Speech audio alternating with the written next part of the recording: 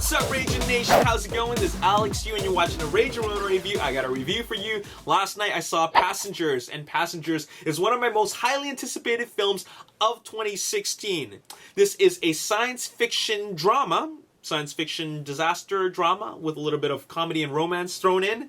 Directed by director Morton Tildum. I've never seen any of his work, but this film is also written by John Spates, who wrote Doctor Strange and Prometheus, amongst a couple of other films that I've never seen. So he's no stranger to science fiction. This film stars Jennifer Lawrence and Chris Pratt, and that alone sells me on this film. I love Chris Pratt, I love Jennifer Lawrence. I've always wanted to see them in a film together. This is that film. And not only is this that film, this is also an original science fiction film. An original film, an original story. Something we haven't seen in a very, very long time. We've been getting nothing but sequels, prequels, reboots, remakes, adaptations. But, finally we're getting an original film, and it stars two very lovely actors. And it's a science fiction film. So what could be better? So I went to watch it, and I didn't watch it right away. I waited a little bit, watched it on a cheap movie night, which was Tuesday. On Tuesdays they have cheap movie nights. Movie tickets are discounted.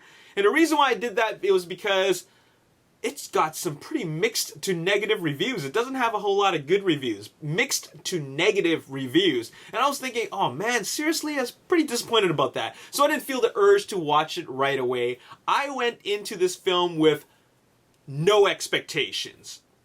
Not low expectations, no expectations whatsoever. And I think for a film like this, it's a film that you should go in with no expectations. Because the marketing really hypes you up. I saw the trailer for this movie, and I was thinking, like, they showed us quite a bit. And it makes us feel like the story is quite complex. It's unique, but it's also suggests that it's quite complex. I don't think it has a very complex story. It's a unique story, as in, like, you know, this is a story unlike I've ever seen before. But it's definitely not complex. It's a very straightforward story. But the main problem that I have with this story is that the director couldn't find the balance between a character drama and a disaster film. He couldn't find that balance. And I'll talk a little bit more about that later on. What I'd like to tell you about is what I loved about the movie. And that is our two stars. Chris Pratt as Jim Peterson and Jennifer Lawrence as Aurora Lane. I loved watching them. I thought that every moment they were on screen kept me completely engaged. It's because of the acting. I love the acting, I love the performances, I love the chemistry. They have such good chemistry together, and it just works. I was just so interested in their relationship.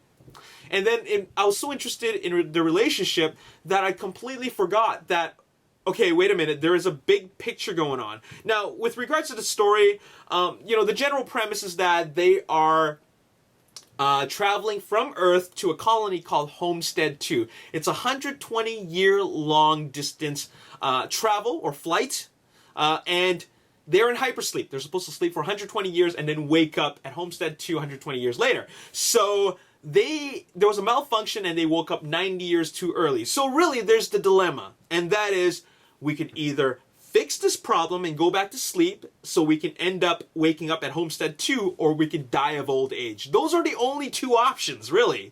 So it's about how they deal with that. Essentially, it's a film about two people working things out to solve a problem, a very, very big problem. And then it becomes a character drama. And I love the character drama aspect of this film. I really love that human element of the film, rather than the disaster aspect of this film. And that's where I think the problem lies with this film.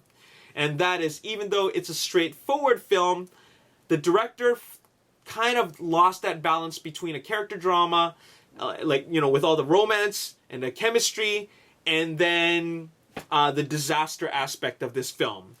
First and second act was really about the characters. The third act was about the bigger problem, the disaster.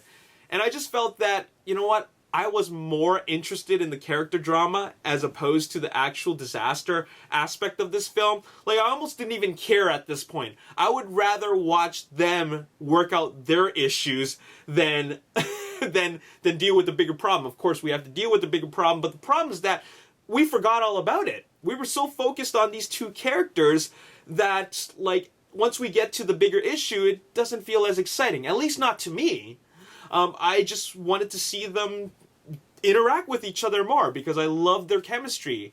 And once we get to the third act, I just felt like, okay, so this is just typical Hollywood fare. It's gone to a point where there's a lot of depth to these characters, and it's creating a lot of more depth to the story, to the point where, okay, this is just typical Hollywood fare. And that was the point where it's not that it didn't engage me, it was just getting to the point where I hope they do something to redeem itself. I hope that something happens that really, really brings us back to the parts that I loved about this movie. And in my opinion, it really doesn't. It kind of falls apart, and it gives us a very, very, I guess it gives us an ending that I feel is not very satisfying to me. It's just not very satisfying. I felt like, that's it? Okay, this film is not an outstanding film. It's definitely not a great film. I think it's a good film. It's a decent film because it's filled with two great actors with really great chemistry and some really excellent performances. And it's put upon the backdrop of a science fiction disaster that I find is quite unique. And with that being said, I liked it. I like that aspect of the film. It's just the execution of the disaster that really lost. It lost me. That's where it lost me, and which is really unfortunate because I thought this movie could really, really do something special, something spectacular. I really felt that there was something more to this film. There could have been something a lot better. It could have been a lot better.